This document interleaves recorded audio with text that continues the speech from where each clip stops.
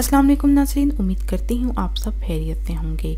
आज मैं आपसे जिस टॉपिक पे बात करूँगी वो बहुत अहम टॉपिक है। आज के इस वीडियो में मैं आपको सहरी की फजीलत के बारे में बताऊँगी।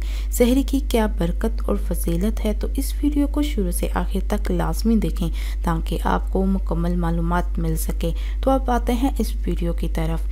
ये अल्लाह पाक का करम है कि इस ज़ात ने हमें जिस्मानी ज़रूरियात को पूरा करने पर अजर व सवाब अनायत फरमाते हैं। सहरी भी हमारी इन जिस्मानी ज़रूरियात में से एक है जिस पर अल्लाह ताला ने इनाम और इकराम और बरकत से नवाजते हैं।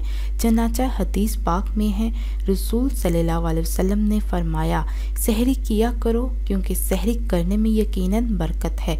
दूसरी हदीस में फरमाया, हमारे और अहले किताब के रोज़ों में फ़र्क करने वाली चीज़ सहरी का खाना है।